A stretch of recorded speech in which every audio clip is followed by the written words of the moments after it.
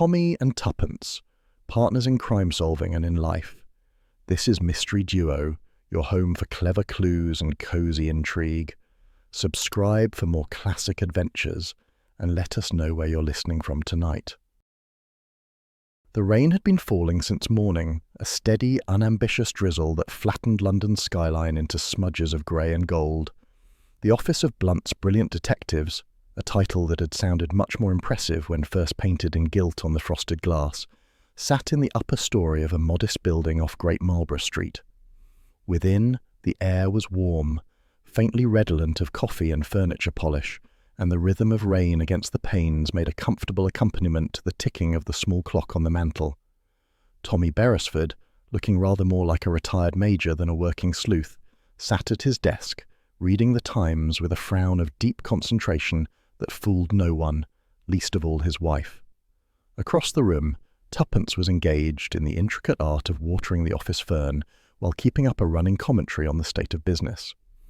"If things go on like this," she declared, "I shall start taking in mending. Private detection, it seems, has gone out of fashion. Nobody wishes to be murdered, blackmailed, or even lightly abducted anymore." Tommy lowered the paper just enough for one eye to show. "My dear girl, the trouble with our clients is that they've learned from experience. The last time someone came through that door, we spent 3 weeks following the wrong husband." "That was your fault," said Tuppence briskly. "You wouldn't believe a man could have 2 sets of cufflinks engraved with different initials." He folded the paper with the air of one conceding defeat. "Touché. Still, I prefer my peace. There's something very comforting about being unemployed in the rain."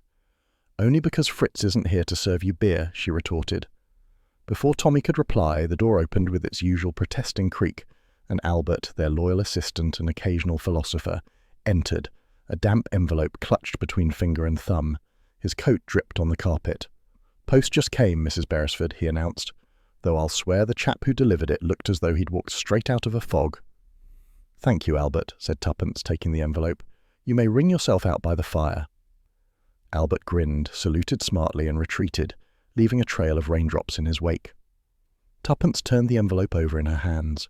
It was thick, old-fashioned, and addressed in firm black ink, not to Mr. and Mrs. Beresford, not even to Blunt's Brilliant Detectives, but simply to the ones who remember.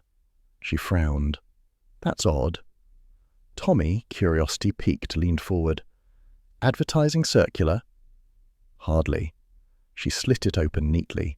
A faint scent drifted up, lavender, unmistakable and strangely nostalgic. Inside lay a folded piece of faded paper, yellowed at the creases, and a small brass key on a bit of frayed ribbon. For a moment, neither spoke. Outside, a cab horn moaned like a lost soul in the mist. Tuppence unfolded the paper. The writing was cramped and faint, part of it smudged by age. "It's a message, or half of one." Her eyes scanned the lines quickly. "Listen. Greystone. The code they left behind. The truth sleeps beneath the clock. Only the ones who remember can find it." Tommy whistled softly. "Dramatic. Sounds like something from one of your penny thrillers." She ignored the jab. "Greystone," she murmured. "Does that name ring a bell?" "Not unless it's a brand of whiskey." Tuppence gave him a look that suggested she was unimpressed. "No, Tommy, I've heard it before. During the war, I think. Greystone? Yes. It was a convalescent hospital for field agents. I remember delivering papers there once." Tommy leaned back, folding his arms. "My darling, you remember everything, except where you put my umbrella." "This isn't funny," she said quietly. "Look at the date on the postmark." He took the envelope and squinted at it under the desk lamp. The stamp had been neatly cancelled 10 years to the day after the official end of the war in Europe. 10 years, he murmured. "That can't be coincidence." Tuppence was still staring at the letter, her expression thoughtful. "No sender's name, but whoever wrote this knew us, or knew of us. The ones who remember. That's not something you'd put on a whim." Tommy picked up the small brass key, turning it between his fingers. It was old, ornate, the kind one might find attached to a bureau or perhaps a clock case. "The truth sleeps beneath the clock," he repeated. "Could this be a literal clock or a metaphor?" "With codes," she replied, "it's usually both." He smiled faintly. "You're getting that look again, the one that usually ends with us being shot at." Tuppence laughed, but the sound was softer than usual, The lavender scent lingered in the air, oddly poignant. It's peculiar, though. That perfume, exactly like the one Edward's sister used to wear. Tommy's brows rose. Edward Langley Wright, the chap who disappeared in 44. Yes, we were stationed near him for a few weeks, remember? He was working on ciphers then, very hush-hush. There was talk of a lost code, something to do with traitors inside our network. I never believed it entirely, but still. She folded the paper carefully and placed it beside the key. You think this is a prank? He shrugged. A rather elaborate one. Still, we've had stranger beginnings. The rain had grown heavier. Through the window, the blurred outline of passing headlights streaked the glass. The world outside felt closed, secretive, as if watching them from behind its own veil. Tuppence moved to the fire, poking at it until sparks danced. You realize we can't just ignore this? I was afraid you'd say that. Tommy, someone wants us to remember. 10 years ago, something was buried, figuratively or literally, and now someone wants it unearthed. He sighed with mock resignation, but his eyes gleamed. I suppose peace was too much to hope for. Peace is dull, she said with satisfaction. And besides, we could use a little excitement. Excitement, he muttered, has an unfortunate tendency to arrive with bullets. But he rose, crossing to the small filing cabinet where their ancient field maps and post-war reports still lived. He rummaged through folders until he found a yellowing leaflet marked Greystone House, convalescent home for officers. Here it is, he said, handing it to her. About 60 miles out, near Waverley. According to this, it was closed in 1946. Tuppence traced the faded lettering with her finger. So, it's abandoned, perfect setting for something hidden. Or haunted, Tommy suggested dryly. She smiled at him over her shoulder. You never did believe in ghosts. I've been married to one for years, a ghost of my former self. Very droll, but you're coming with me. Obviously. He folded his arms, mock stern. But if this turns out to be one of your sentimental hunches, some romantic code about a lost kitten, you're buying the petrol. Agreed. She reached for the key again, weighing it in her palm. It felt oddly warm, as though someone had held it tightly before sending it. Whoever wrote that letter wanted it to reach us precisely today. There's purpose in that. Tommy nodded slowly. Then we'd better find out what sort of purpose. The clock on the mantel chimed 7, soft, deliberate notes that seemed suddenly ominous in the quiet room. Rain blurred the city lights beyond the window. The fire hissed and settled, casting shifting shadows across the walls. Tuppence slipped the letter and key into her handbag. Tomorrow, we start early, she said. We'll drive to Greystone. Tommy gave a short laugh, and there I was, hoping for a peaceful weekend. She glanced back at him, eyes bright. You wouldn't have enjoyed it. Outside, a taxi splashed past, its lights cutting briefly through the gloom. The office clock resumed its ticking, steady, expectant. Somewhere beyond the city, a secret waited in the dark, written in lavender and code. And though neither said it aloud, both of them knew this was no coincidence. The countryside unfolded beneath a sky of reluctant blue, the rain of the previous night now reduced to a faint shimmer on the hedgerows. Tommy Beresford steered their sturdy little car along the narrow road, its tyres whispering over damp gravel. The hum of the engine filled the space between them, broken occasionally by the flapping protest of a map on Tuppence's knees. According to this, she said, frowning at the folds, Greystone should be just beyond that rise, unless it's decided to pack up and move to another county. Tommy smiled faintly, eyes on the road.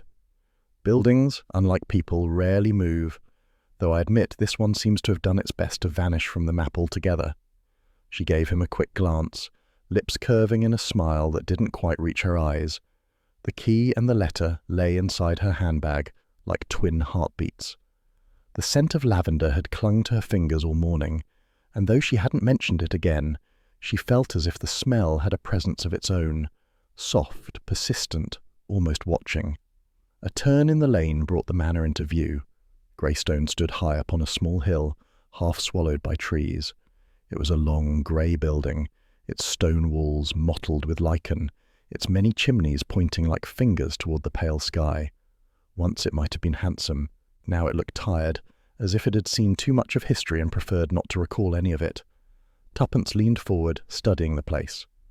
So, this is where the war ghosts come to rest. Tommy parked near the overgrown drive. A bit drafty for ghosts, but yes, it does have atmosphere. They climbed out, their shoes crunching on gravel. A chill breeze rustled the ivy, and somewhere within the depths of the house, a loose shutter banged like a warning.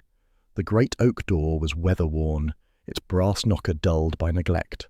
Tuppence raised it and let it fall. The sound echoed through the house before dying away. For a moment, nothing happened. Then slow footsteps approached from within, and the door creaked open to reveal a woman in her late 60s, grey hair pinned neatly under a scarf. She wore a faded cardigan and had the look of someone who'd spent a lifetime keeping order in places where chaos had a habit of creeping in. "Yes?" Her voice was sharp, guarded. "Mrs. Marbury?" Tuppence ventured. "I wonder if you remember me. Tuppence Beresford. Well, Prudence Cowley during the war." The woman's eyes flickered, the lines of her face rearranging themselves. "Miss Cowley? Good heavens, I never thought— well, it's been years." "Too many," Tuppence said warmly. "My husband and I are doing a little private inquiry. I thought you might help." Mrs. Marbury's expression cooled slightly. "I don't know that I can. There's not much left here but dust and bad memories." Tommy stepped forward, ever the diplomat. "We shan't trouble you long, ma'am. We only wanted to ask a few questions about the time when Greystone was a convalescent home. You were here then, weren't you?" "I was." Her eyes darted past them, toward the car. "But those days are gone. The government closed us down after the men were moved to the new facility. I stayed on as caretaker.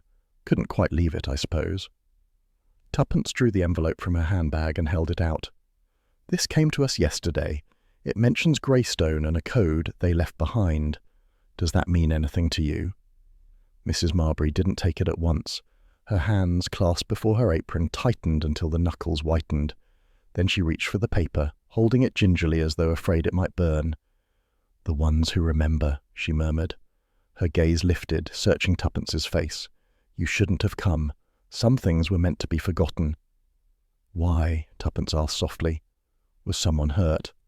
The woman shook her head, lips pressed thin. "Not just someone. Many.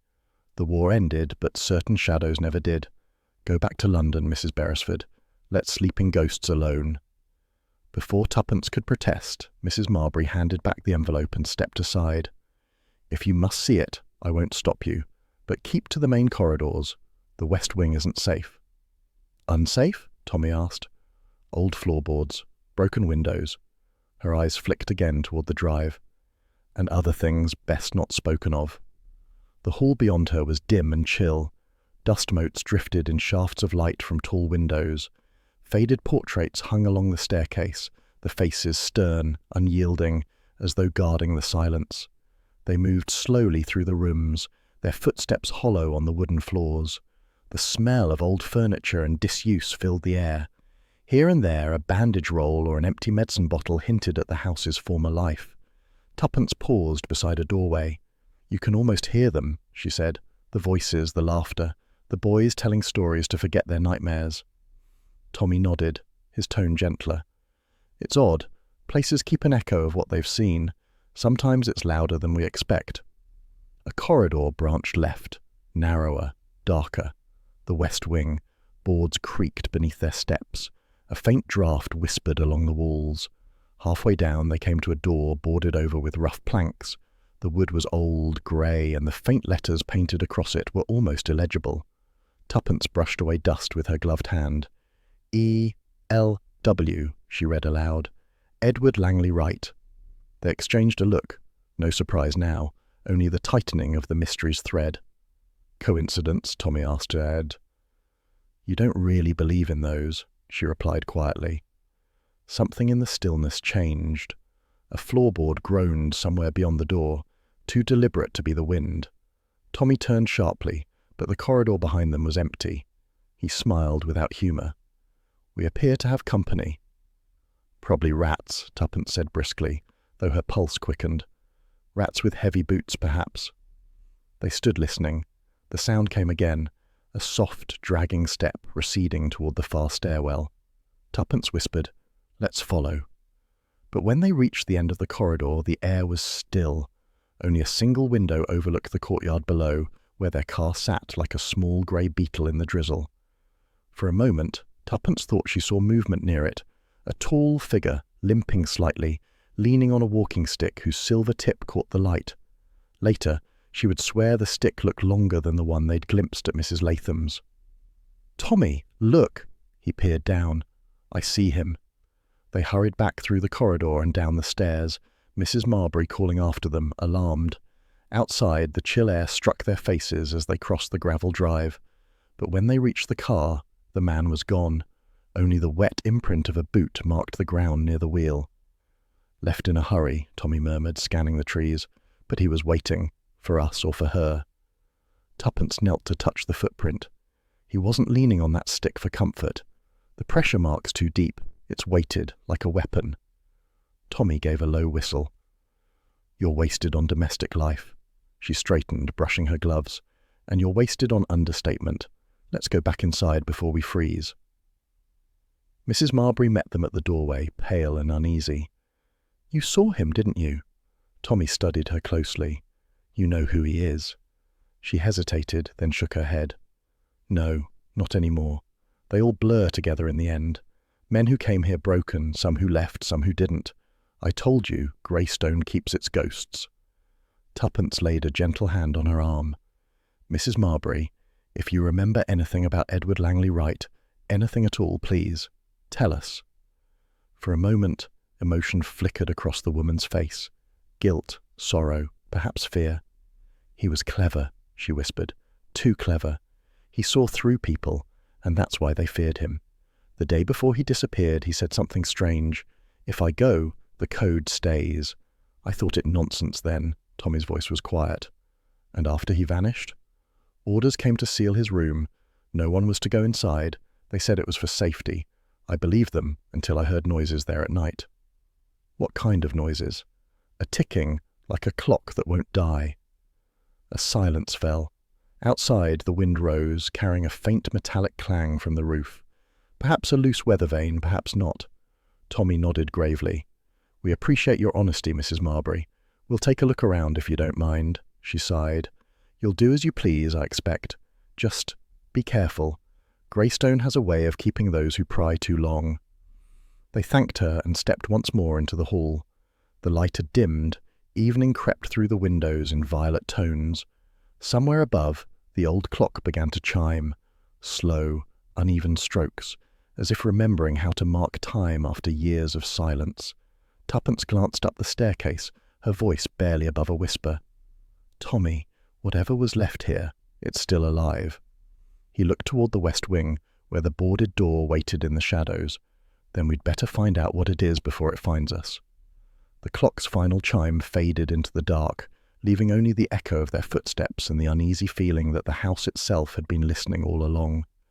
London greeted them with its usual mixture of soot and sentiment. The grey skyline, scarred but stubborn, still wore its post-war weariness with a kind of pride.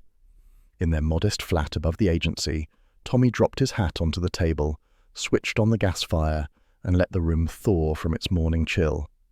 Tuppence, meanwhile, was already rummaging through a stack of old albums, scrapbooks of a war that seemed both yesterday and a lifetime ago. The rain from Greystone still clung to their coats.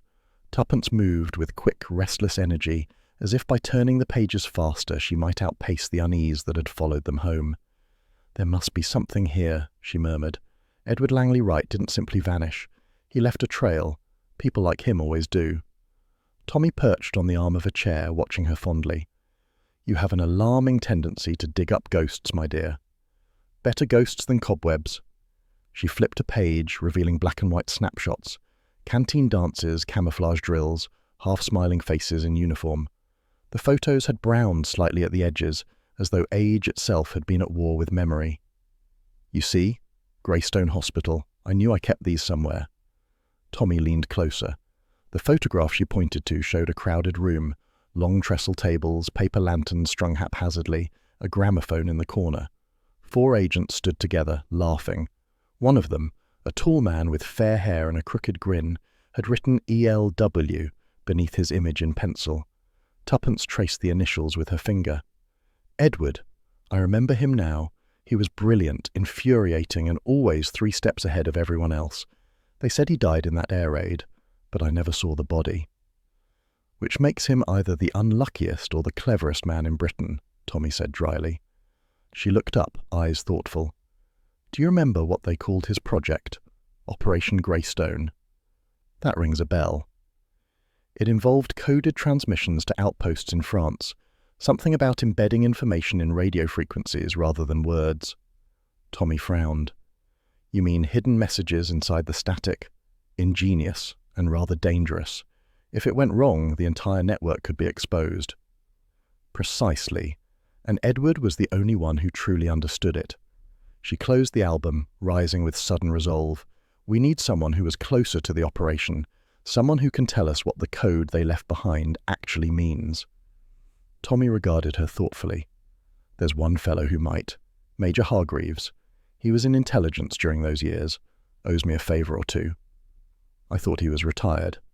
He is, but he still has his fingers in the ministry pie, and he enjoys pretending he doesn't.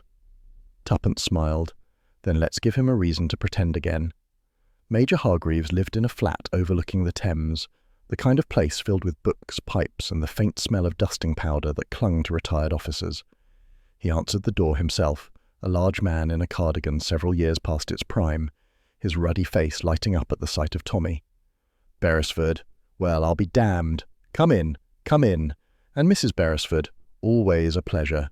You haven't changed a bit. Flatterer, said Tuppence, smiling as they entered. Hargreaves waved them toward armchairs beside the fire. Now then, what brings you to my little museum of obsolescence? You're not here to sell me insurance, I hope? Tommy leaned back easily. Nothing so respectable. We've come about Greystone. The Major's joviality faltered. Greystone? Yes, said Tuppence softly. We received a letter. It mentioned something called the code they left behind. It also carried the initials ELW. Hargreaves removed his spectacles, polishing them with deliberate care. Edward Langley Wright. Good man. Too clever by half. You knew him well? Tommy asked. Worked with him, rather. He was the architect of what we called the Greystone Code, a method of embedding information inside radio frequency noise. Brilliant stuff, decades ahead of its time. But risky. In what way? Hargreaves sighed, settling his bulk deeper into the chair. It wasn't the code itself, it was what it revealed. Edward used it to store names, names of collaborators, traitors if you prefer. Only a handful of us knew the details. When the operation collapsed, the records were supposed to be destroyed. Edward refused, said the truth was too valuable to lose. Tuppence leaned forward. And then he died. So they said. You don't believe it? The Major's gaze wandered toward the fire. I stopped believing in convenient deaths a long time ago. There were complications. The last transmission from Greystone failed to reach London. Some thought Edward had sabotaged it. Others thought he was silenced before he could finish. Tommy exchanged a glance with Tuppence. If the code survived, if someone's trying to retrieve or erase it now, would anyone still care? Someone always cares, said Hargreaves grimly. Particularly those with something to hide. A log cracked in the grate, sending sparks upward. The sound made Tuppence start slightly. She laughed it off, but her mind was racing. She said lightly, You make it sound as though we've stepped into a spy novel. Hargreaves smiled without humour. My dear Mrs. Beresford, the war may have ended, but espionage never does. It simply changes its address. That evening, back at the flat, Tuppence spread the photograph once more on the table. The firelight caught the glossy paper, throwing faint reflections across the faces frozen in time. Tommy poured 2 cups of tea, his expression a mixture of curiosity and fatigue. So, we have a dead man, a vanished code, and a letter from someone who wants it found. All we need now is a body in the library to make things complete. Don't tempt fate, she murmured. Her eyes roamed over the photograph again. Something about it felt wrong, an itch at the edge of perception. She fetched a magnifying glass from the desk, a relic of their earlier adventures, and held it over Edward's figure. He stood slightly apart from the others, his hand raised in mid-gesture, pointing towards something beyond the frame. His smile, caught in that instant, looked oddly deliberate, almost staged. "Tommy, look." She passed him the glass. "Doesn't that seem strange to you? His hand, pointing at nothing." Tommy squinted. Perhaps he was waving. "No, it's too precise. He's pointing at that corner. See the mirror on the wall behind them?" He leaned closer. "Yes, and there's a reflection, faint but definite. Someone standing just outside the group. You can see the outline of a shoulder." "Exactly. Whoever took this photo, or was meant to, Edward wanted them seen. He's signalling something." Tommy set the glass down thoughtfully. "If that's true, it changes everything. The letter, the code, it might not have come from an enemy at all. It could be Edward himself trying to finish what he started." Tuppence nodded slowly, assuming he's alive. "Or that someone's carrying out his last instructions." She shivered. The lavender scent, the key, the warning, all 10 years to the day. It's as if he planned it.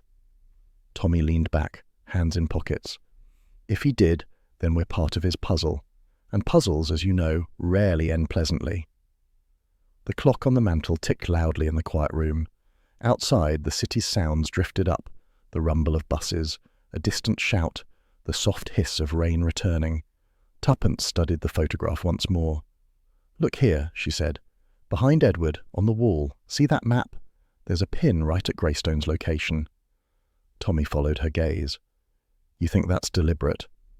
"I think Edward left us more than nostalgia." She carefully slid the photograph back into its sleeve. "He left instructions."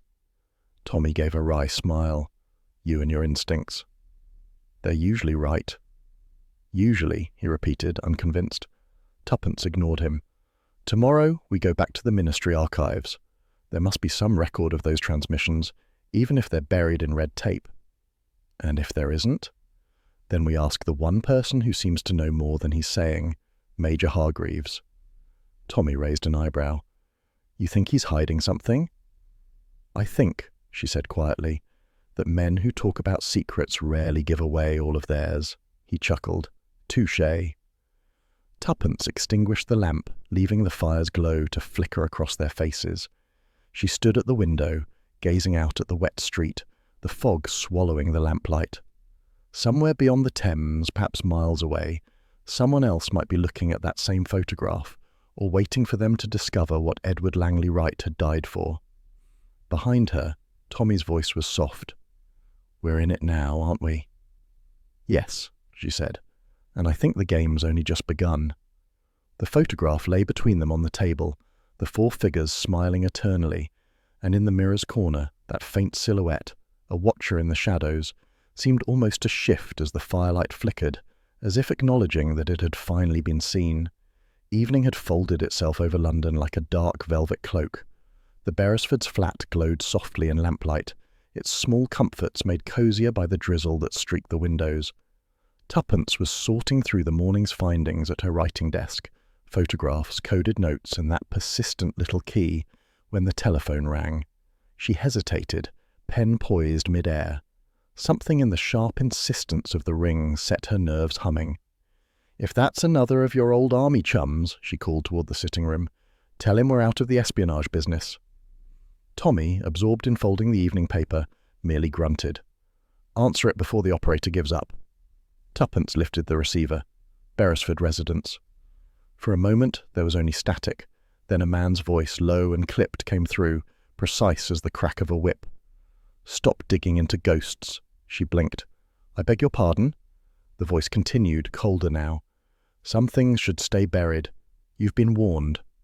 And before she could reply, the line went dead. Tuppence stood motionless, receiver still pressed to her ear. The ticking of the mantel clock filled the silence. Slowly she replaced the phone, her hand unsteady for the first time that day. Tommy looked up sharply. "What's the matter?" She turned toward him, her composure already reassembling itself like armor. "A wrong number, I think. One of those frightfully impolite ones." He frowned. "What did he say?" "Only that we should stop digging into ghosts." Tommy's chair scraped back at once. "Good Lord, Tuppence, that's a threat." "It's an opinion," she said lightly, though her tone betrayed a faint tremor. "And quite possibly from someone who disapproves of archaeology." But Tommy wasn't laughing. He crossed to the telephone, examined it as though it might reveal the caller's identity. "We ought to ring Scotland Yard. Cautious measure, you know." Tuppence shook her head. "No, I don't want the Yard sniffing about. This isn't their kind of case, it's ours. Besides," she added softly, "it feels personal." "Personal?" She moved to the window, gazing out at the faint reflection of street lamps in puddles below. "Edward Langley Wright. There were rumours, you remember, that he had connections, a double life of sorts." Tommy joined her, his reflection tall beside hers in the glass. "You mean he was working both sides?"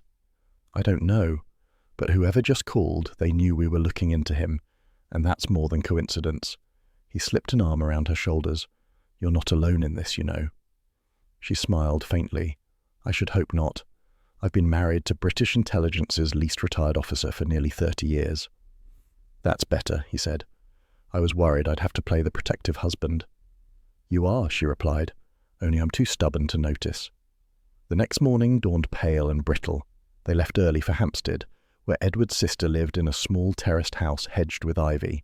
Mrs. Latham had been a nurse during the war and now spent her days, it was said, tending roses and silences in equal measure. She opened the door herself. A frail woman in her late 50s, she wore a cardigan buttoned to the throat and the distracted air of someone who had long ago learned to expect visitors only from the past. "Mrs. Latham?" Tuppence began gently. "I'm Tuppence Beresford. My husband and I, well, we once knew your brother." Mrs. Latham studied her face, recognition dawning like a slow sunrise. "Miss Cowley," she murmured. "I remember. You and Edward. Yes, he spoke of you." Her eyes grew distant. "That was a long time ago." Tommy stepped forward. "We're very sorry to intrude, madam, but we're trying to understand something connected to your brother's work at Greystone." At the mention of the name, Mrs. Latham's composure faltered. "Greystone," she whispered. "Why now? It's been 10 years."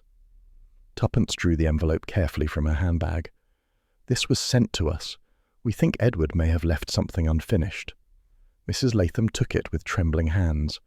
As she unfolded the paper, her lips moved silently over the words. "The ones who remember," she repeated. "They all thought it was lost." Lost? The code, the message he sent before he died. She lowered herself into a chair, clutching the edge of the table as if for balance. "He told me just once that he'd hidden the truth where only those who loved him might find it. I thought he was speaking nonsense. He was feverish that night, and then the news came that he'd been killed." Tuppence exchanged a glance with Tommy. "Killed? Or disappeared?" Mrs. Latham's eyes filled with sudden, fierce tears. Don't make me choose between lies." The silence that followed was broken only by the steady tick of the small clock on the mantel. The sound seemed louder than it should have been, deliberate almost, like a metronome counting down a secret. Tuppence noticed the photograph above the fireplace, Edward in uniform, smiling faintly, his hand resting on a desk. Something glinted at the corner of the frame, a strip of paper wedged behind the glass. "Mrs. Latham," she said quietly. "May I?" The older woman nodded, not trusting herself to speak. Tuppence reached up and lifted the frame down. The movement disturbed the fragile hook. The picture slipped from her hands, striking the hearth with a sharp crack. Behind it, a folded note fluttered to the floor. Tommy stooped and picked it up, handing it to Tuppence. The handwriting was faint, but unmistakably Edward's. "Keyhole 17. Clock strikes 9. Tuppence stared at the words, the rhythm of the ticking clock suddenly sinister in her ears. "What does it mean?" Mrs. Latham whispered. "I'm not sure," said Tuppence slowly, "but I think we've just found our next direction." She looked toward Tommy, who was already examining the old photograph again. "There's a clock in this picture," he said. "Look, just behind him, on the shelf. It's the same design as the one at Greystone. You can see the carved casing." Tuppence's pulse quickened. "Then perhaps Keyhole 17 isn't a metaphor at all. It's literal, a place." Mrs. Latham sank back into her chair, pale. "Greystone again." Tommy nodded grimly. "It seems everything leads back there." Tuppence folded the note and slipped it into her pocket. "And the key we received, the small brass one, it must fit something inside that house." The older woman looked at her with sudden urgency. Please, Mrs. Beresford, don't go back. Whatever Edward hid, it was dangerous. He said it could ruin men, powerful men. He wanted it kept safe, not uncovered. Tuppence's voice softened. Then why send the letter now? Someone wants it found, or destroyed. Mrs. Latham's eyes darted toward the window, as if fearing the very air might be listening. You don't understand. They never stopped watching, even now. Her words trailed off as a faint sound came from the hall, footsteps retreating down the path outside. Tommy crossed swiftly to the window and peered through the lace curtain. A man was walking away, collar upturned, his gait deliberate, one hand gripping a cane. Tuppence's breath caught. The man with the walking stick.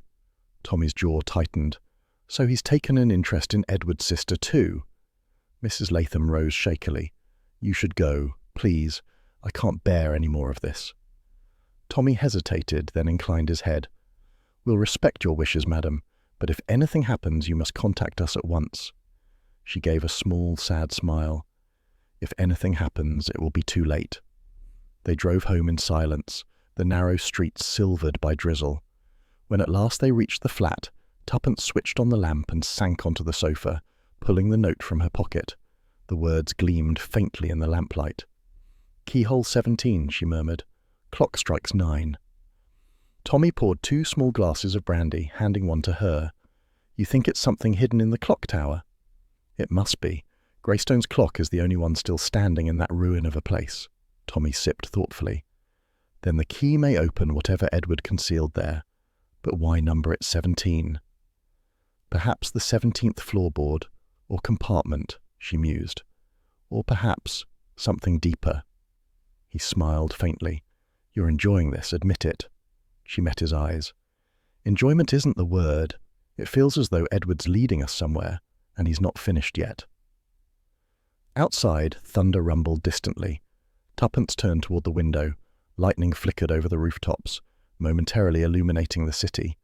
For an instant she thought she saw a shadow move across the street below, a man pausing under the lamplight, watching. She drew the curtain swiftly.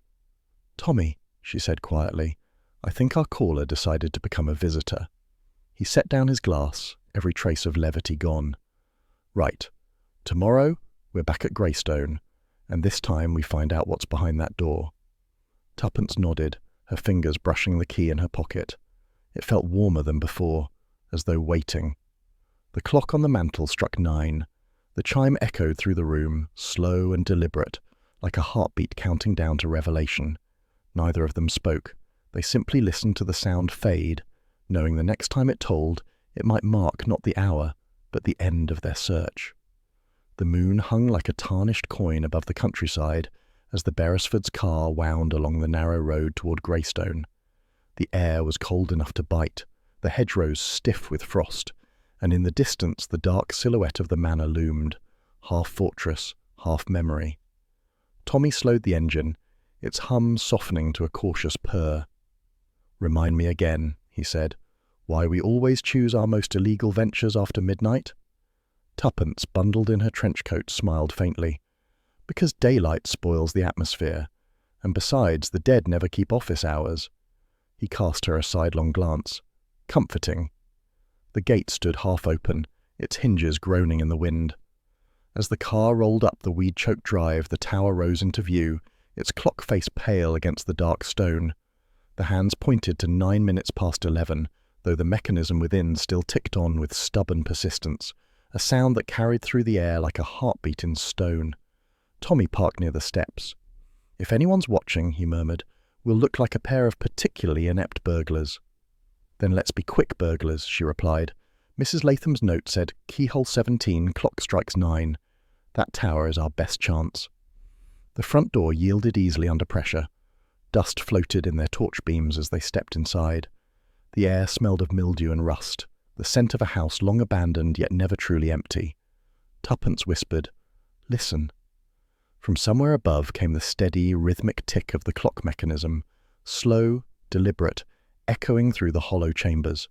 It seemed to draw them upward, each step on the grand staircase creaking in protest. They passed the boarded door of the west wing. The faded initials ELW caught the light, the paint flaking like the skin of old secrets. Edward's mark, Tuppence murmured. It's as if he left it there for us. Or for someone else, Tommy replied.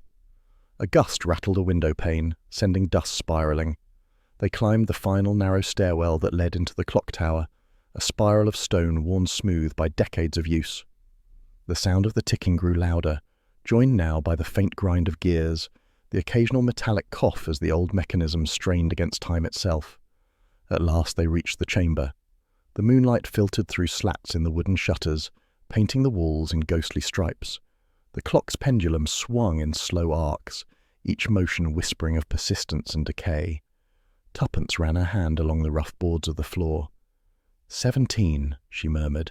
If I were Edward, I'd have hidden something just where no one dared to look. Tommy crouched beside her, shining his torch over the boards. Each plank was numbered faintly in chalk, the markings nearly invisible except under the beam. They counted silently. 15, 16. 17, said Tuppence softly. The plank creaked as she pressed it. It shifted slightly, loose at one corner. Tommy fetched a small penknife and pried it up. Beneath lay a shallow compartment lined with old cloth. In it rested a small metal cylinder, about the size of a thermos, sealed tight and fitted with a rotating dial engraved with letters. A code cylinder, he breathed. Typical Edward, always the dramatist. Tuppence turned it over in her hands. It's locked, and if I'm right, this is what the key opens. She drew the brass key from her pocket, the one sent with the lavender-scented letter. It fit perfectly into a tiny recess on the side. With a soft click, the dial rotated freely. Tommy gave a low whistle. You're getting frightfully good at this. Before she could answer, the silence shifted. A footstep echoed from the stairwell below. Tuppence froze. Tommy! He extinguished his torch at once, plunging them into half-darkness. The only light came from the slit of moon across the floor. The footsteps were deliberate, slow and heavy, ascending. Tommy whispered, "We're not alone." A beam of light swept briefly across the wall below, slicing through the gloom. Someone was coming up with a torch of their own.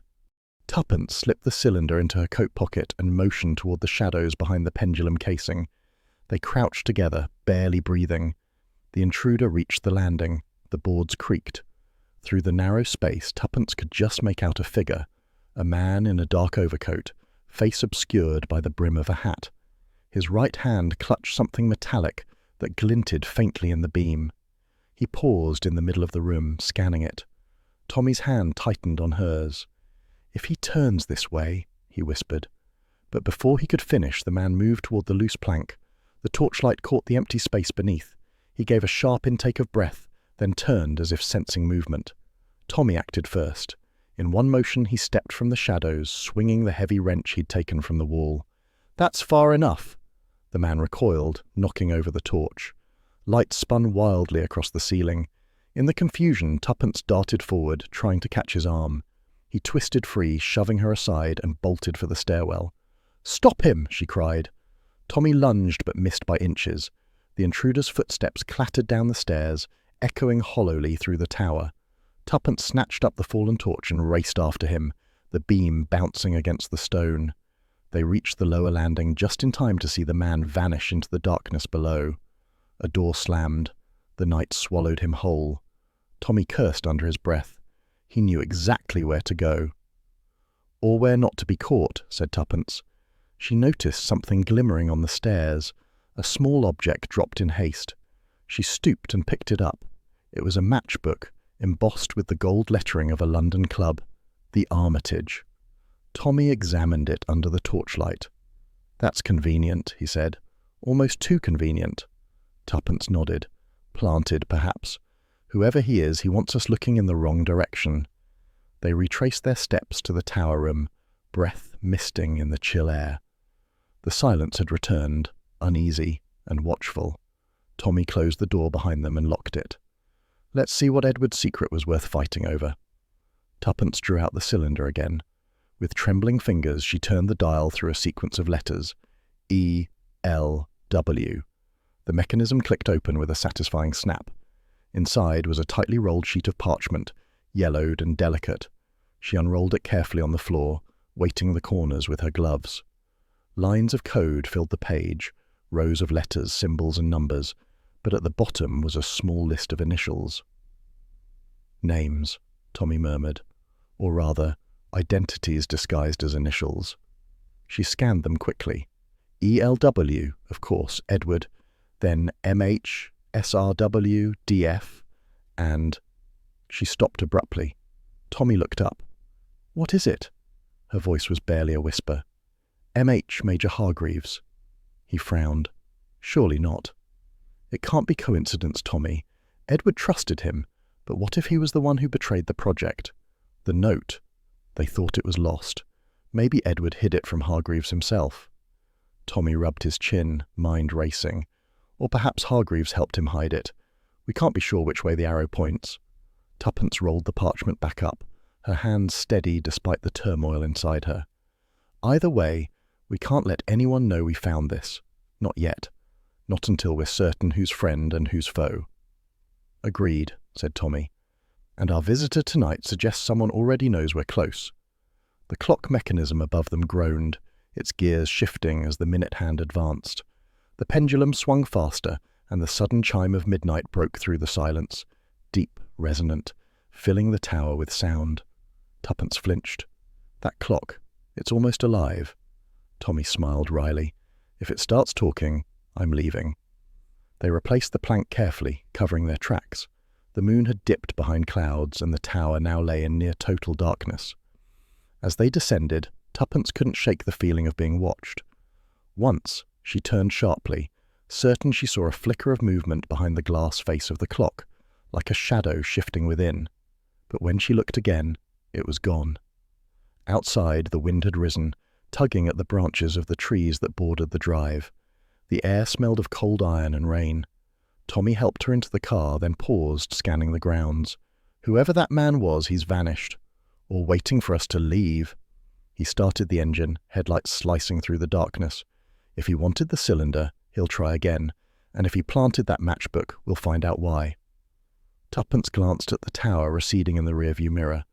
Its silhouette was black against the clouds, the faint outline of the clock face glimmering.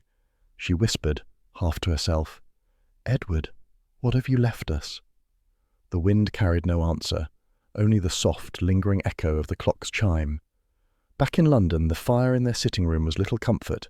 The cylinder and parchment lay between them on the table, symbols of a game whose rules they didn't yet understand. Tommy poured brandy, his expression thoughtful. "The Armitage Club," he said, "old officers' haunt. We'll start there tomorrow." Tuppence nodded absently, her gaze fixed on the parchment. "MH," she murmured.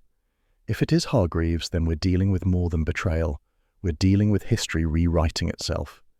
Tommy raised his glass. "To ghosts," he said. She met his eyes, serious now. "No, to truth, whatever it costs." The clock on their mantel struck one, soft and deliberate. They both turned to it instinctively, the memory of Greystone's tower still ringing in their ears. And far away, under the same moonlight, that old clock answered with its hollow, metallic echo, marking time, keeping secrets, and reminding the world that the past, however buried, never truly sleeps. The Armitage Club was one of those discreet London institutions that seemed to exist slightly outside of time. Its brass nameplate was so modest it could easily be missed, its windows curtained against the world. Inside, the air hung heavy with cigar smoke and history, the kind that whispered through polished corridors and lingered in the folds of worn leather chairs. Tuppence paused just inside the doorway, her gloved hand resting lightly on Tommy's arm. "It smells of secrets," she murmured. Tommy glanced around, adjusting his tie. "And money. The two tend to dine together." A liveried attendant appeared, his expression polite yet faintly sceptical. "Members only, sir." Tommy smiled his most disarming smile. "Major Thomas Beresford, retired, though I fear not entirely respectable. My wife." The attendant hesitated just long enough to establish that decorum was offended, then inclined his head and led them into the lounge.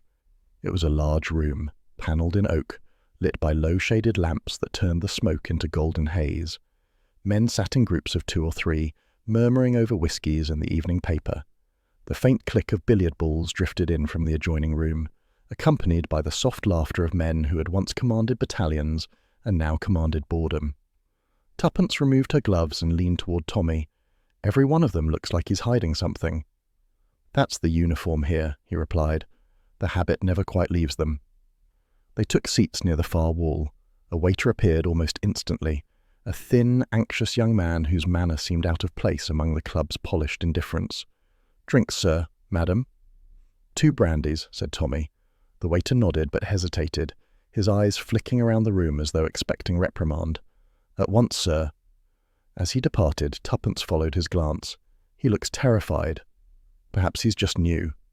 Or perhaps he knows something." Tommy chuckled softly. "You've been in this game too long, Tuppence. You suspect the wallpaper.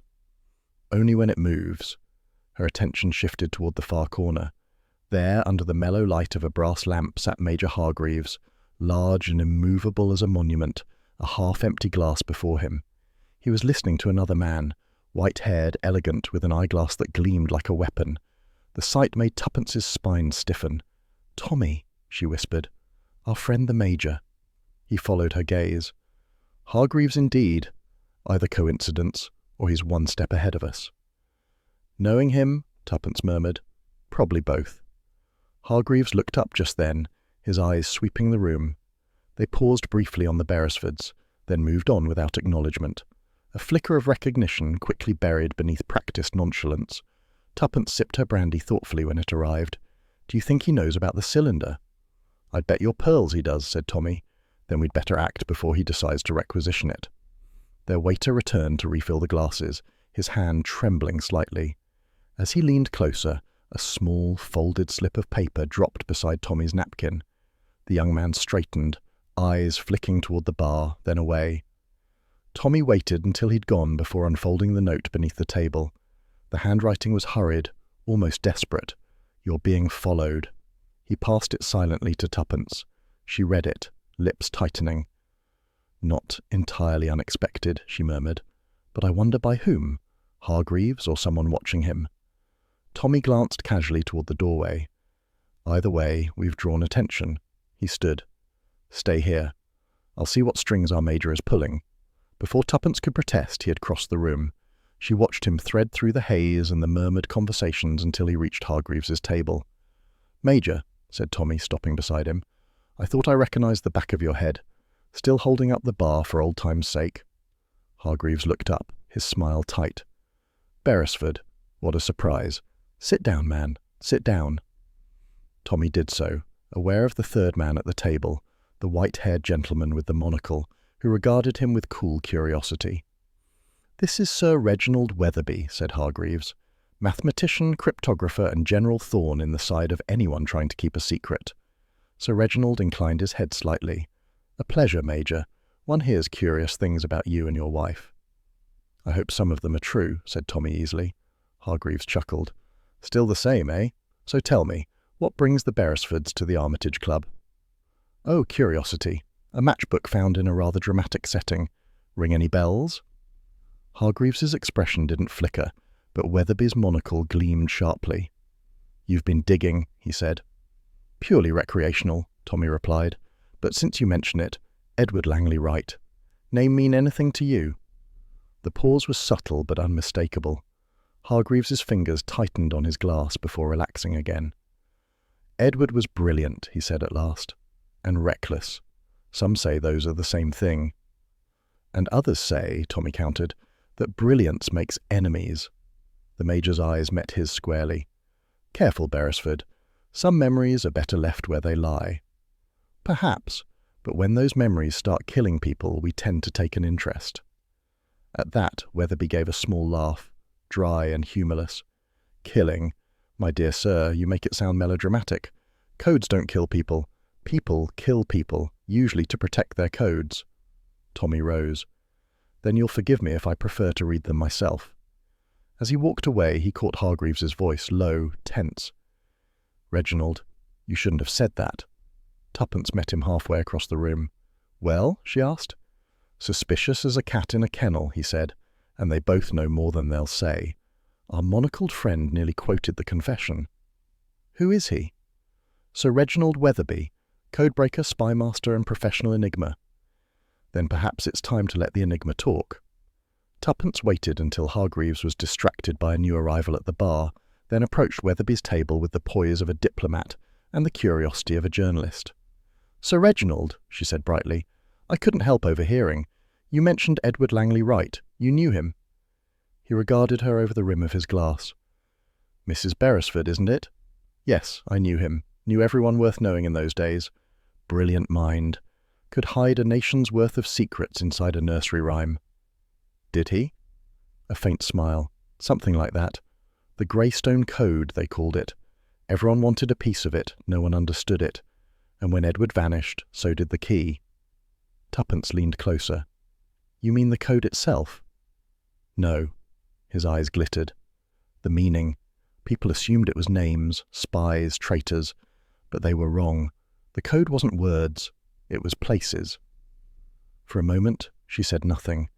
The din of the club faded into a hush of comprehension. "Places," she repeated softly. Weatherby nodded.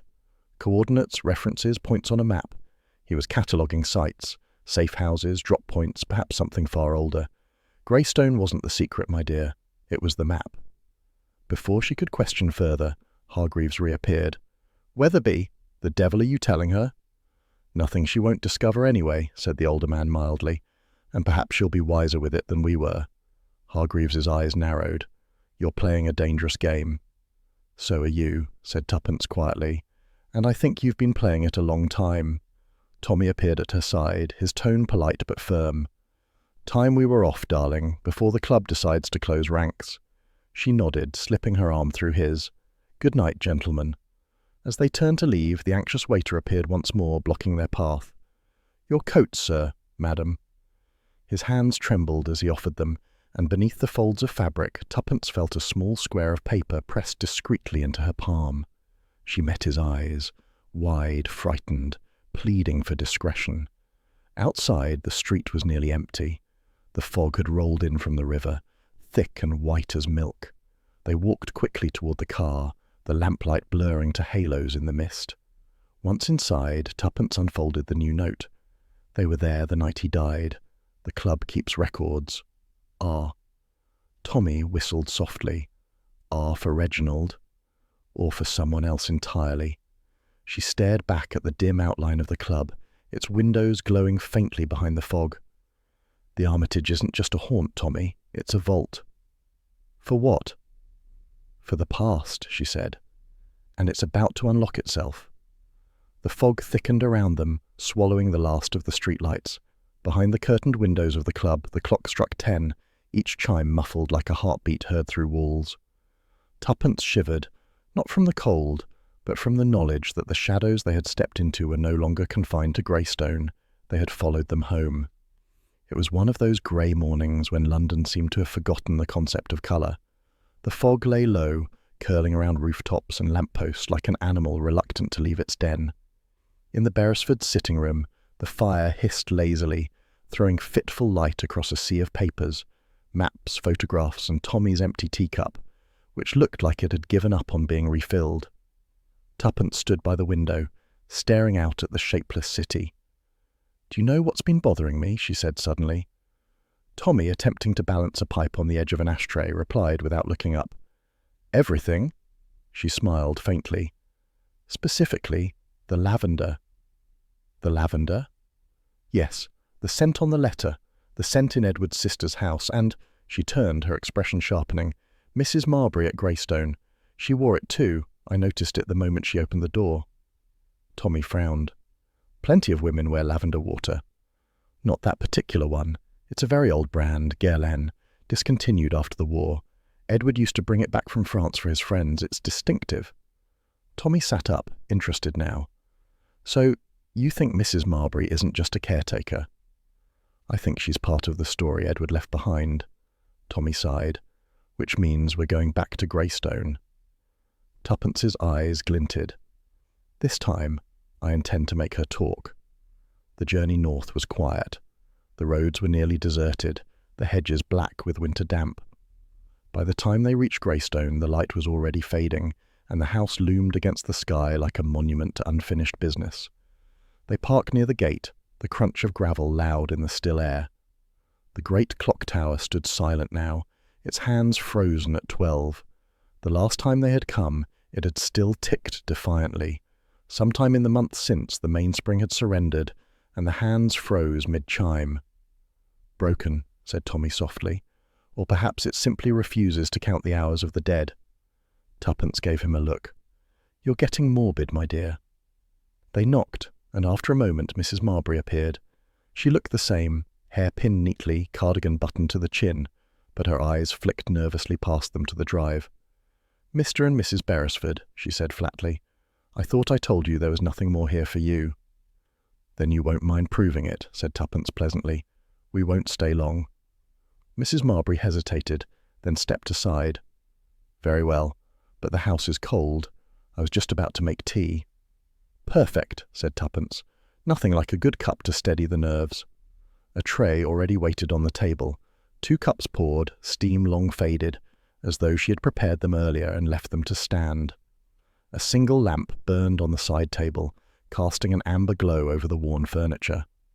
Tuppence took a seat by the fire while Mrs. Marbury busied herself at the tray, pouring boiling water over leaves, her movements brisk, efficient.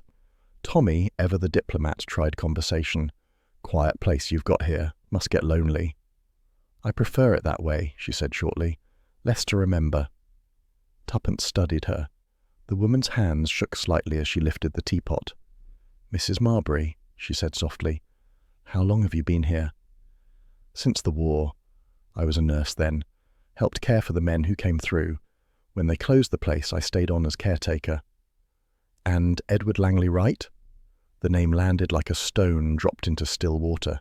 Mrs. Marbury's back stiffened. "What about him?" "You knew him," Tuppence said. "Perhaps more than you've admitted." A long pause. The only sound was the clock ticking faintly in the corridor outside. Mrs. Marbury turned slowly, her face pale. "What are you implying?" "That you were here the night he died, and that his death wasn't an accident." The teapot clattered against the tray. "You've no right." "I have every right," Tuppence interrupted. "He sent us the letter, Mrs. Marbury. The letter that started all this. He wanted the truth found." The woman's eyes flashed with something between fear and anger. "Then you're 10 years too late," Tommy spoke quietly. "Was there a leak inside the operation?" She looked from one to the other, lips trembling. "Edward discovered it. He found the names. He said he'd hidden them in his code, that it would protect them if the enemy ever got hold of it." "And someone didn't like that," Tuppence murmured. Mrs. Marbury sank into a chair, her composure crumbling. "He was going to expose them. Traitors among our own. They couldn't let him. The night before he died, he told me he'd left proof here in the tower. I begged him to destroy it, but he laughed, said truth was the only weapon worth keeping." Her hands gripped the arms of the chair. "And the next morning, he was gone. They said he'd fallen from the bell stairs, but I found blood in the corridor. Too much for a fool." Tuppence's voice was gentle. "Who was with him, Mrs. Marbury shook her head. "I don't know. But the scent," she faltered, pressing a handkerchief to her face. "There was lavender, the same as mine. Someone had been in his room." Tuppence's eyes widened slightly. "Lavender," she repeated. "That perfume again." Tommy leaned forward. "Mrs. Marbury, did Edward ever mention who might have wanted him silenced?" She hesitated, then whispered. "He kept a list. Said one name mattered more than all the rest. Her voice broke. Tuppence reached for her hand, but at that moment Mrs. Marbury's expression changed. Her eyes widened, a strangled gasp escaped her throat, and she clutched her chest. "Mrs. Marbury!" She collapsed forward, knocking over the teacup. Liquid spilled across the carpet, dark and steaming. Tuppence caught her shoulders, but the woman's body had already gone limp. The faint scent of lavender filled the air again, cloying now, suffocating. Tommy was at her side in an instant, checking for a pulse. "It's no use," he said grimly. "She's gone." Tuppence stared at the cup on the table, then at the teapot. "The tea," she whispered. "She was poisoned." Tommy examined the pot. A faint crystalline residue clung to the spout. "Looks like something added to her cup alone. Whoever did it was careful." A chill swept through the room. The ticking of the hall clock grew louder, impossibly so, as if mocking them. Tuppence rose, scanning the shadows. Someone knew she was about to talk. "Then they've been listening," said Tommy. "Maybe since we arrived." He moved toward the window, pulling back the curtain just in time to see movement in the garden below. A dark figure striding quickly toward the trees. "The man with the walking stick," Tommy muttered. "He's here." Tuppence was already at his side. "Go after him!" Tommy dashed for the door, but by the time he reached the steps, the figure had vanished into the misty grounds. Only the echo of hurried footsteps remained. He returned moments later, breathless. Gone. He knew the way out. Tuppence stood over Mrs. Marbury's still form, her features set with sorrow and determination. She was afraid of him. Whoever he is, he's been one step ahead since the beginning. Tommy nodded grimly, which means he's not working alone. Someone inside the old network, someone with access to the files. Tuppence turned toward the window, her reflection pale against the dark glass.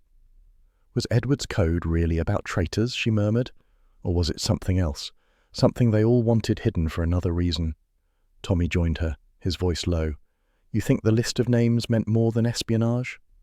"I think it was personal," she said softly. "Something worth killing twice to protect." They covered Mrs. Marbury's body with a blanket and stepped back into the hall. The silence of the house pressed around them, heavy and accusing. Tuppence paused by the west wing door, the one bearing Edward's initials. The boards looked freshly disturbed. "Someone's been in here," she said. "Recently." Tommy examined the edges. "You're right, the nails are new. And look, scratches as if someone pried them open and resealed them." She ran her fingers over the wood. "He hid the list here, I'm sure of it, and whoever killed Mrs. Marbury wanted to make certain it stayed hidden." "Then we'd better get to it before they return." "No," said Tuppence firmly. "We can't risk being framed for this. Not with a dead woman in the next room. We need proof and help." Tommy sighed. "Meaning Scotland Yard?" She gave him a small, rueful smile. "Meaning Carter at the Yard. He owes us one." As they prepared to leave, Tuppence cast one last look back into the sitting room. The overturned teacup, the faint scent of lavender, the stillness, it all felt staged, deliberate, like the final act of a play directed from the shadows. Outside, the air was bitterly cold. The garden stretched before them, silvered by moonlight. Somewhere beyond the hedges an owl called, a long, mournful sound. Tommy started the car, headlights slicing through the mist. "We'll go straight to London, report it before anyone else decides to edit the truth." Tuppence nodded, her gaze fixed on the winding drive ahead. "And when we come back, we'll find that man, the one with the walking stick, because until we do, Edward's death, and hers, will remain unsolved." As the car rolled away, the manor receded into darkness, the tower standing against the night like a silent sentinel, and in the empty sitting room behind them, the teapot cooled beside its poisoned cup, the lavender scent slowly fading, leaving only the lingering echo of lies. Morning broke reluctantly over London, dragging a pale light across rooftops that still gleamed from the night's rain. The Beresfords' office on Great Marlborough Street smelled of coffee and damp overcoats, a smell Tommy privately associated with crisis. Albert, sleeves rolled to the elbows, was at the desk, poring over a stack of weathered documents. Tuppence stood behind him, arms folded, eyes sharp despite the sleepless night. "There," Albert said suddenly, stabbing a finger at the page. "I told you I'd find it. Field cipher D, post-44 revisions, used for encoded transmissions between intelligence units. That's what your cylinder looks like it was written in." Tuppence bent closer. "A rotational cipher based on letter displacement. Yes, I remember. The trick is that it resets every 7th line." Albert grinned. "Easy for you to say, missus. I'll fetch another pot of coffee before my brain catches fire." Tommy entered just then, newspaper in hand. "It already has, if your tie's any indication," he remarked, nodding to the crooked knot under Albert's chin. Albert smirked. "Fashion's the first casualty of war, sir." "Quite. What's the situation?" Tuppence took the cylinder from the desk. "We're making progress. Albert's found the cipher pattern. It's military but adapted. I think Edward hid his list using this code." Tommy settled beside her, his brow furrowing as he studied the faint scrawls of letters she'd copied from the parchment. "Still looks like alphabet soup to me." That's because you're looking for words, she said patiently. But the cipher isn't about words, it's about context. Albert looked up from his notes.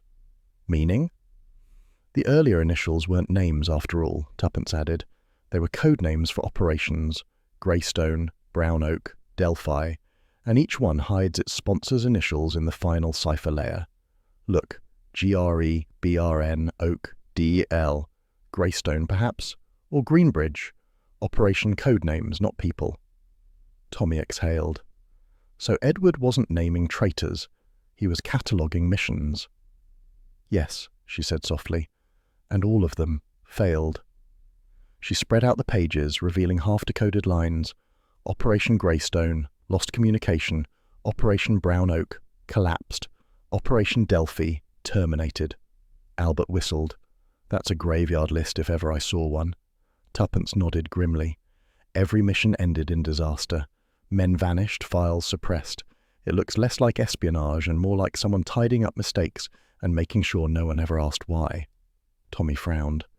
Which means the murders now aren't about old secrets. They're about guilt. Or reputation, Tuppence murmured. You remember what Hargreaves said? Some memories are better left buried. Perhaps he meant his own. Albert looked from one to the other, nervous. You think the Major's involved? Tommy stood, reaching for his coat. Only one way to find out. He knows more than he's told us. Tuppence's eyes followed him. Be careful. He's already played this game once with Edward. Major Hargreaves's flat on the Thames looked much the same as before. Bookshelves, heavy drapes, and the faint smell of tobacco and gilt. He greeted Tommy with exaggerated warmth. My dear Beresford, back so soon. I didn't expect another inquest. Tommy's voice was cool. I'm afraid this one's personal. Mrs. Marbury is dead. The colour drained slightly from Hargreaves's face. Dead? Poisoned, at Greystone, just before she could tell us what Edward found. The Major lowered himself into a chair, fingers trembling slightly as he lit a cigarette. Good Lord, I warned you both not to stir those ashes. And yet you kept your hand in the fire, Tommy said evenly. We found Edward's cylinder. His so-called code isn't names, it's operations, failed missions, all under your supervision. Smoke drifted between them. You have no proof, Hargreaves muttered. I have patterns, and if I were to look through your files— They don't exist, the Major interrupted sharply. I burned them 10 years ago, at the request of the Ministry. Too many reputations at stake, too many widows asking questions. Tommy stared at him. So you covered it up? I preserved order, said Hargreaves, voice rising. You weren't there, Beresford. You didn't see what the war did to us. Men making mistakes, others paying for them. We needed heroes, not headlines. And Edward? Hargreaves hesitated, then exhaled heavily. He wouldn't understand. He thought truth was a virtue. I thought it was a liability. He threatened to expose the files, to publish them after the war.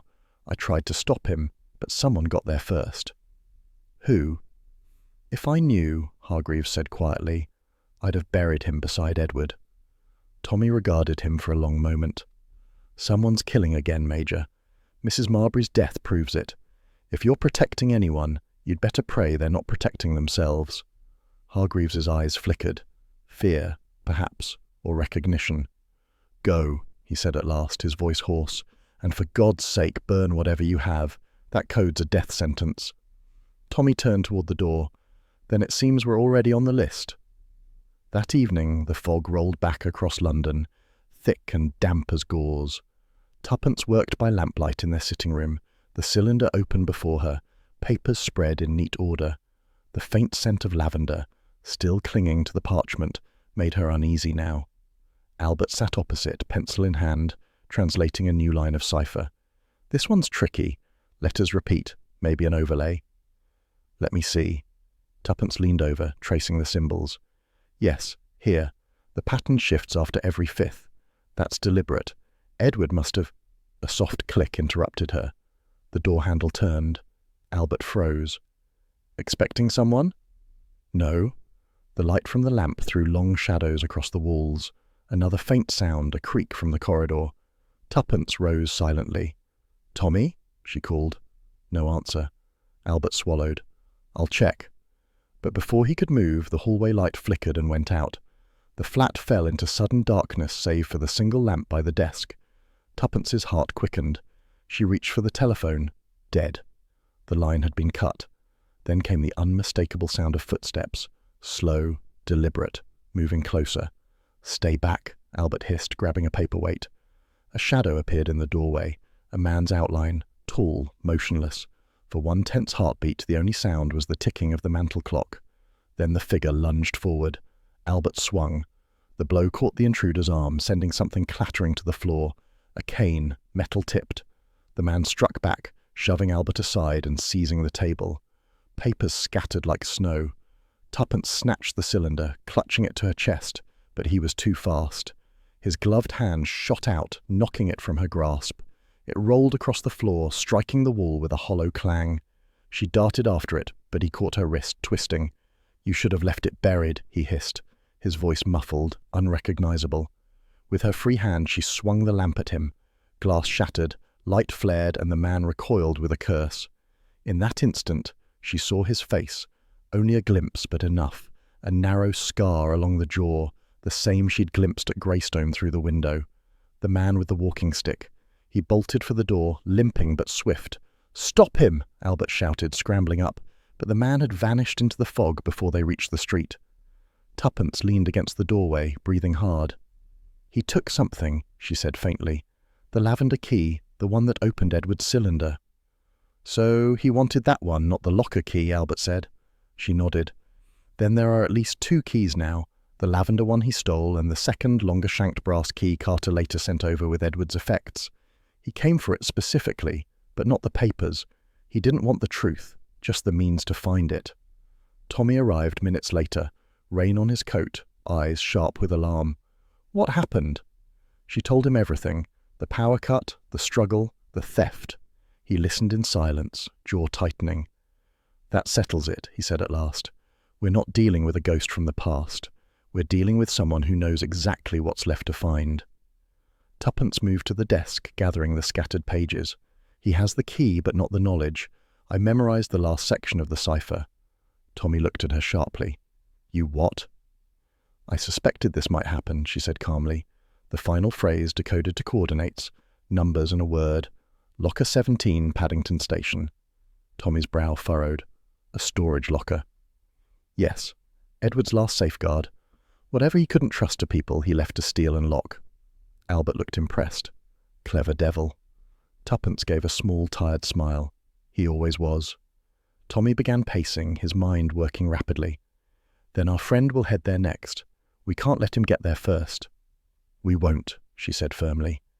"Tomorrow morning we go to Paddington, and this time we'll be ready for him." The night deepened, restless and uneasy. Tuppence couldn't sleep. Every creak of the floorboards felt like the echo of that struggle. She stood by the window, watching the fog shift across the streetlights. Tommy joined her quietly. "You should rest." "I can't. Not yet.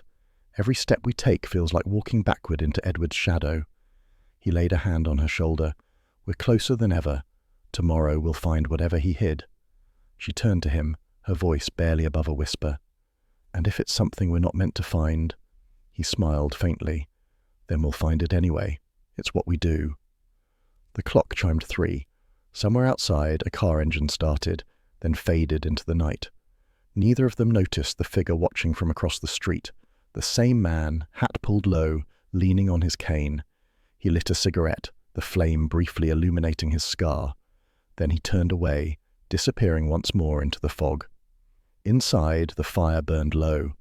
Tuppence's papers lay stacked neatly, but the faint lavender scent lingered still, a reminder that truth, once stirred, never sleeps quietly. Paddington Station had never looked so sinister. Rain lashed the great glass canopy, blurring the lamps into watery halos. The platform echoed with the sound of dripping gutters and the shuffle of tired travellers bound for nowhere in particular. To Tommy and Tuppence, it felt less like a railway terminal and more like a stage set for unfinished business. They had been there for an hour already, stationed near a luggage kiosk, their coats damp, their patience thinner still. Locker 17 stood midway down the platform wall, anonymous, unremarkable, and tonight the centre of the storm. Tommy consulted his watch. "9:30, he muttered. "Either our man's late or he's clever enough to spot a trap." Tuppence gave him a sidelong glance. "You forget, dear heart, we are the trap," he grinned faintly. "Let's hope we're not the bait as well." The wind surged through the open archway as a train pulled in, shrieking on the rails. Steam rolled across the platform, shrouding everything in a ghostly mist. The announcer's voice rose over the noise. "Train for Bristol, departing at 10 o'clock from platform 2, but Tommy barely heard it. Through the fog, a figure emerged, limping slightly, hat brim low, a walking stick striking the stone with quiet rhythm. Tuppence stiffened. "Tommy." "I see him." The man paused near locker 17. He looked around once, sharply, then reached into his coat for a key. His movements were efficient, practiced, and yet there was a hesitation, a sense of someone measuring the darkness. Tuppence stepped forward. "Good evening," she said crisply. "You're rather late for the train." The man froze. The key slipped from his hand, clinking on the tile. Slowly he turned toward her. The gaslight caught his face. For a moment neither spoke. It was Edward Langley Wright. In the platform light she saw it clearly, the thin white scar along his jaw, the same glimpse she'd caught that night in their flat when the lamp shattered. Older, thinner, the sharp angles of his face carved deeper by time, but unmistakable.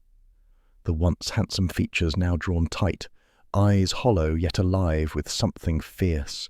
He looked like a man halfway between life and legend. Tommy recovered first. "So," he said quietly, "the dead do travel after all." Edward's mouth curved into a faint, tired smile. "Not by choice, I assure you." Tuppence could only stare. "Edward, we buried you. They said what I wanted them to say." He leaned heavily on his cane. There was no other way. Tommy's tone hardened.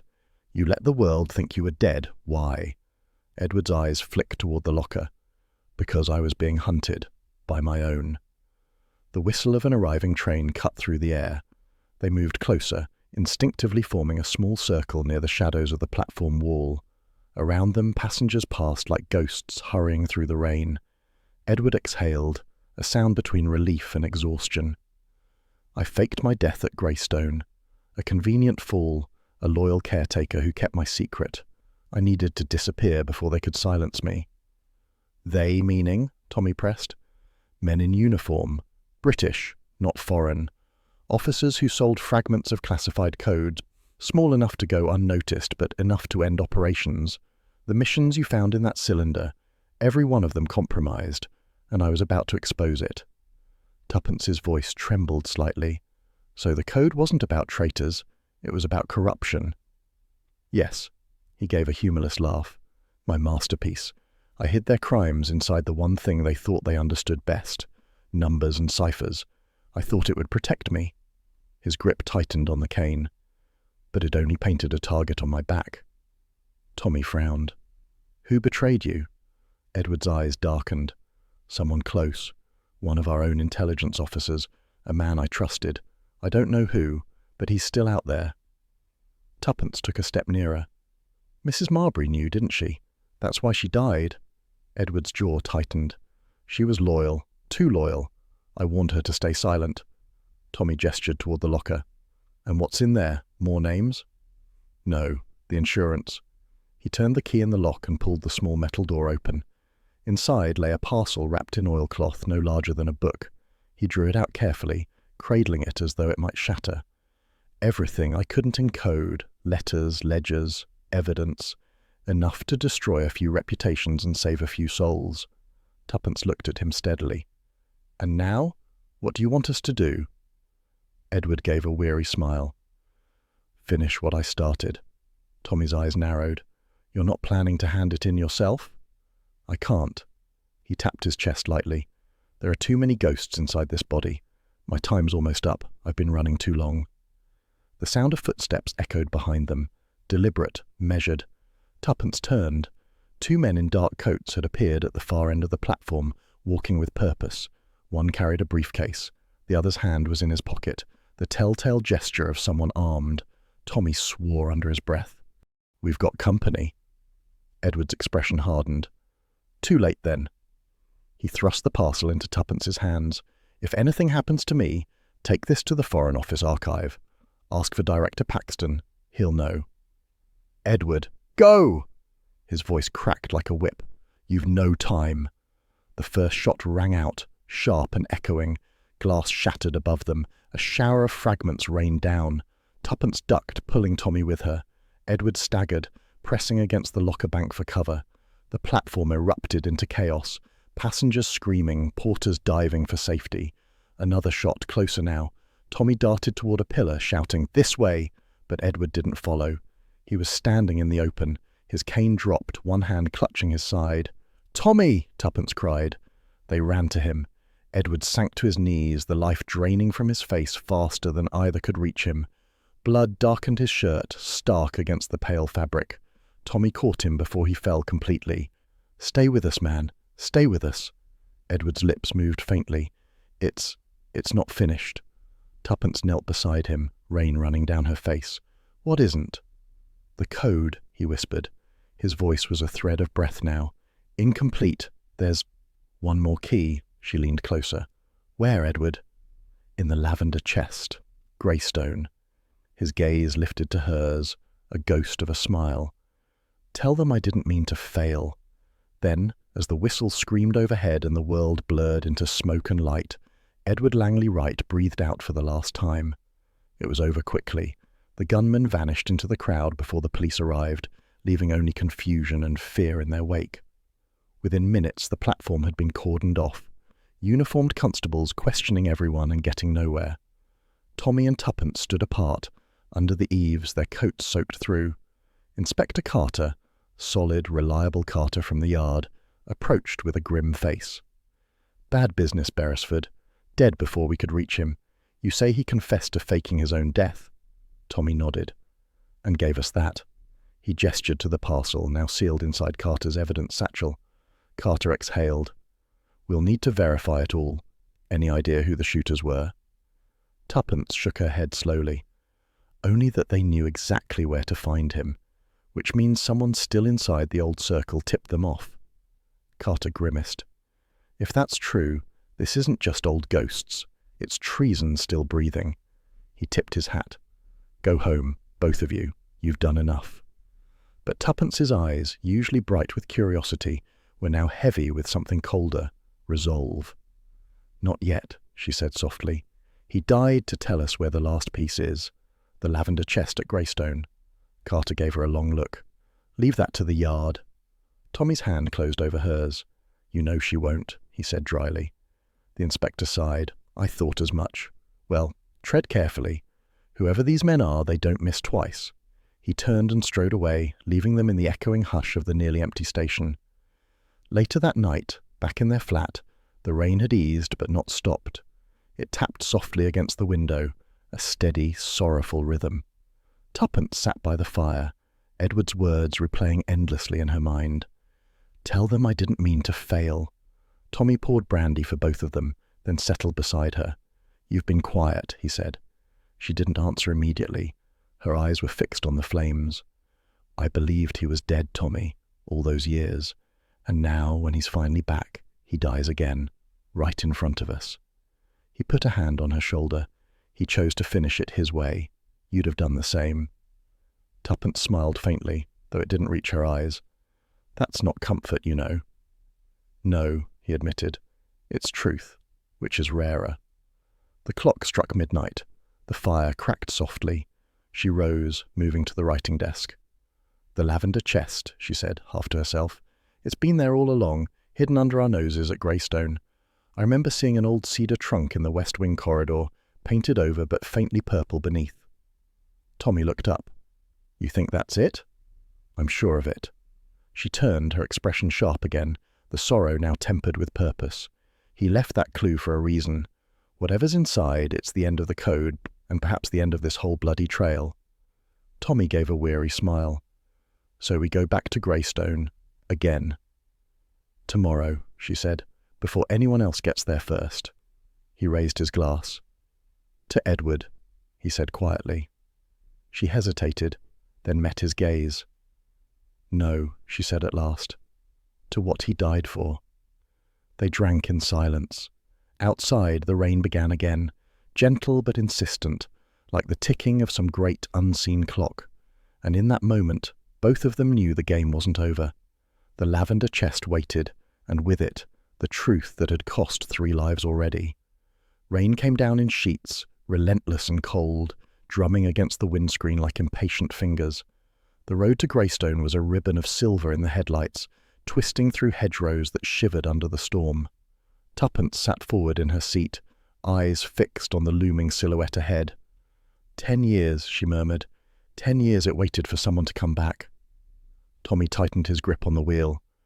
And someone made sure no one ever did, until now. The old manor appeared through the rain, vast and unwelcoming, its tower rising like a watchful sentinel. Lightning forked above the roof, lighting the windows for a brief spectral moment. When they stepped from the car, the wind tore at their coats, flinging icy droplets into their faces. The great front door creaked open at the touch, as though expecting them. Inside, the air smelled of damp stone and memory. Their footsteps echoed through the hall, mingling with the steady patter of rain leaking through the roof. Back where it began, Tommy said quietly, and where it ends. Tuppence's voice was soft but certain. The West Wing. They moved through the corridor, past the boarded door bearing Edward's faded initials, ELW. The boards showed fresh marks, the same pry points from months ago, edges newly split, as if someone had worked them again only an hour earlier. Tuppence crouched, running a gloved hand along the splintered wood. Someone's already been here. Tommy frowned. Carter's men? Carter wouldn't work in a storm, she said dryly. This was recent, within the hour. A gust of wind rattled the broken boards. Somewhere in the house a door slammed and both of them froze. Tommy whispered, "We're not alone." They exchanged a glance, unspoken understanding between them. He drew the small torch from his coat. She took the revolver from her bag, a compact, polished thing, more symbolic than threatening, but steady in her hand. Together, they stepped through into the West Wing. The corridor beyond was long and narrow, lit only by their torchlight. Dust motes drifted like ash. The air was thick with the faint sweetness of lavender, a scent so out of place in the decay that it made Tuppence's skin prickle. "Do you smell it?" she asked. Tommy nodded. Lavender, again. They followed it through the gloom until they reached the room at the far end, the old nursery, once converted into Edward's wartime quarters. The window was cracked open, rain spraying in, and against the far wall stood a cedar chest, painted long ago in a shade that might once have been purple. Tuppence's breath caught. The lavender chest. She crossed to it, kneeling. The lock was old but sturdy, the metal dulled by time. She tried the brass key they'd recovered from Edward's effects. It slid in perfectly and turned with a quiet click. When she lifted the lid, the scent rose up, rich and nostalgic. Lavender sachets mixed with something darker, aged paper, secrecy. Inside lay neatly folded clothes, a faded photograph of Edward in uniform, and a leather satchel bound with twine. On top rested a single envelope, yellowed but untouched. Tuppence opened it carefully. Inside was one final cipher sheet, covered in Edward's unmistakable handwriting, his sharp, deliberate script. She spread it out on the floor, weighing the corners with books. The symbols were familiar, columns of letters and numbers, interspersed with fragments of words. But this time something new stood out, a name. Tommy leaned over her shoulder. "You see it too?" "Yes." Her voice was tight. He signed it, the final key, Hargreaves. They stared at the letters. It was unmistakable. Tuppence whispered, "He was the mole, all along." Tommy exhaled slowly, disbelief giving way to cold clarity. He used Edward's code to erase his own guilt, framed him as the traitor, silenced anyone who knew the truth, and then sent that letter to see who might still remember. He wanted to make sure the past stayed buried, she said bitterly, but Edward left the map to dig it up. Thunder rolled outside, shaking the window panes. Tommy stood, running a hand through his hair. "We have to get this to Carter, tonight." But before he could take a step, a sound cut through the storm, a slow clap, deliberate and mocking. "Bravo!" came a voice from the doorway. They turned. Major Hargreaves stood there, drenched from the rain, trench coat dripping onto the floor. His face was drawn but composed, his revolver steady in his hand. "I wondered how long it would take you to find it," he said calmly. "Edward was always fond of his little puzzles. Shame you solved the last one." Tuppence rose slowly. "Put the gun down, Major, it's over." "Over?" He laughed softly. "My dear Mrs. Beresford, nothing is over. You have no proof that means anything in court. A cipher? A signature? Anyone could have written that." "Perhaps," Tommy said mildly, "but you've just confirmed it yourself." Hargreaves's smile faltered. "You've no idea what I've done for this country. Those operations were doomed from the start. I saved lives by ending them before they began." "By selling information to the highest bidder," Tuppence said sharply, "and letting Edward take the blame." His eyes narrowed. "You weren't there. You didn't see the chaos, the fools giving orders that would have cost thousands. I gave them a scapegoat. The war needed heroes, not martyrs." "Funny thing about martyrs," Tommy said. "They tend to come back to haunt you." For a moment, no one moved. The rain lashed harder against the windows and thunder growled across the sky. Tuppence took a cautious step forward. "Major, listen to me. Killing Edward was your mistake. Killing Mrs. Marbury made it worse. Don't finish the pattern." Hargreaves's finger tightened on the trigger. "You think I'm afraid of ghosts? I've lived with them for 10 years. Earlier that morning, Carter had telephoned. Paxton at the Foreign Office now held Edward's ledger under lock. It gave Tommy his opening. "You should be afraid of something else." "Oh?" "MI6. Hargreaves frowned. Tommy smiled faintly. "We told Carter everything. The parcel from the locker, Edward's files. He passed them on this morning. They've already traced the bank accounts, the ones tied to your name." It was a bluff, of course, but delivered with such effortless conviction that even Tuppence almost believed it. For the first time, the gun wavered. "You're lying." "Am I?" Tommy tilted his head. "Then by all means shoot us. But the moment you do, you'll have half of Whitehall crawling through your house before dawn." The seconds stretched. The rain hammered the roof. Then Hargreaves's arm dropped slightly, the weight of decision pulling it down. "You don't understand," he muttered. "They would have ruined me, stripped me of everything." Tuppence's voice softened. "You did that yourself." He gave a broken laugh somewhere between rage and despair. "Edward always said the truth would out. I suppose he was right." Tommy took a step forward. "It usually is." At that precise moment, headlights flared outside, 2 beams cutting through the rain. A car door slammed, followed by the sharp, unmistakable bark of Carter's voice. "Hargreaves!" The Major turned toward the sound, just long enough. Tommy moved like lightning, seizing his wrist and twisting the revolver free. It clattered to the floor. Carter and 2 constables burst through the door as Hargreaves stumbled back, pale and defeated. The inspector's expression was grim but satisfied. "Major Hargreaves," he said formally, "you're under arrest for conspiracy, treason, and the murders of Edward Langley Wright and Mrs. Marbury." Hargreaves didn't resist. The fight had gone out of him. "You'll never understand," he said dully. "I was trying to preserve order." Carter gestured to his men. "Take him." As they led him out into the rain, the last vestiges of arrogance vanished from his face, leaving only weariness, the look of a man who had carried lies too long. Later, when the house was quiet again, Carter stood with Tommy and Tuppence in the old nursery. The lavender chest remained open, its contents spread across the floor. "Well," the inspector said, "you've done it again. 10 years' worth of ghosts put to rest." Tuppence looked at the folded photograph of Edward, the faint smile caught forever in sepia tones. "Not ghosts," she said softly. "Just unfinished stories." Carter nodded. "We'll see to it that this one ends properly. Hargreaves won't talk his way out this time." When he'd gone, Tommy crossed to the window. The storm had begun to pass, the clouds thinning to reveal the pale shimmer of dawn. He turned to Tuppence. "Do you think Edward knew how it would end?" "Yes," she said after a pause, "but he did it anyway. Some truths are worth dying for." Tommy took her hand. "And some worth living to tell." They stood together in the softening light, the rain easing to a whisper. Outside, the first birds began to stir in the wet trees, their calls faint but clear. Tuppence closed the chest gently, her hand lingering on the lavender-painted lid. "Goodbye, Edward," she whispered. "You can rest now."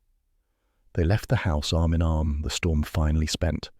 Behind them the manor of Greystone loomed in silence, its windows reflecting the first fragile light of morning, and as the Beresfords' car disappeared down the glistening road, the clock tower stirred once more, its rusted gears grinding, its great hand twitching forward a single minute, as if time itself had waited for the truth. The official inquiry closed within a week, Carter filing Edward's vindication under seal. For once, no ghosts lingered unaccounted. The sea was behaving itself for once, blue, sparkling, and agreeably polite under a mild spring sun. A week had passed since the rain-sodden night at Greystone, and the Beresfords had fled London for the coast, seeking something that tasted of normalcy, salt air, peace, and a pot of properly brewed tea. They had found it on the terrace of a small seaside cafe in Bournemouth. The tables were painted white, the parasols striped like candy canes, and the waves beyond the promenade rolled in with the lazy rhythm of a satisfied sigh.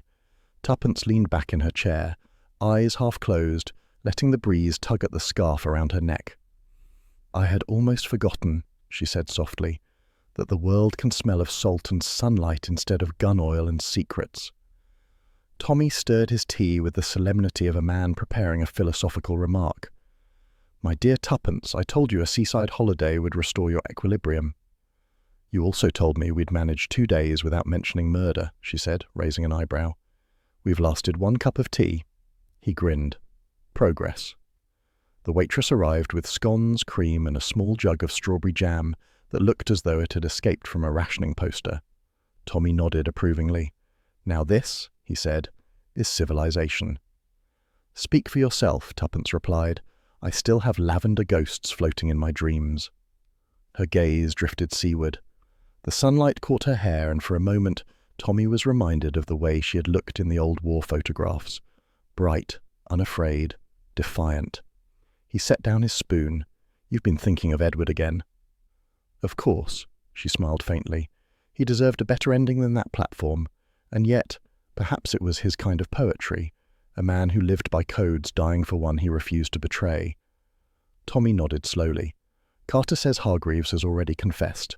He'll stand trial before the month's out. The papers are calling Edward a hero again." Tuppence looked down at her cup, watching the ripples fade. "Justice is a strange thing, isn't it? It always arrives a little too late to matter to the one who earned it." "Perhaps," he said gently, "but it matters to the rest of us." For a moment, neither spoke. Around them, the cafe hummed with the light chatter of holidaymakers, the clink of cutlery, and the cry of distant gulls. It all felt so ordinary, so utterly removed from the fog and blood of London.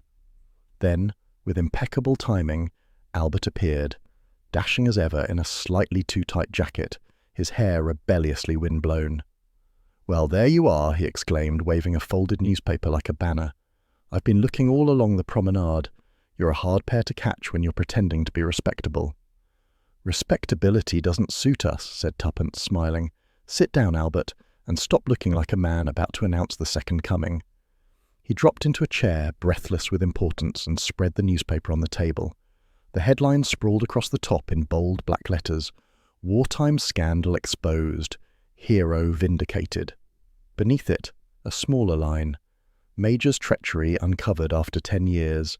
Edward Langley Wright's Sacrifice Revealed." Tommy whistled softly. Front page. Carter must be thrilled.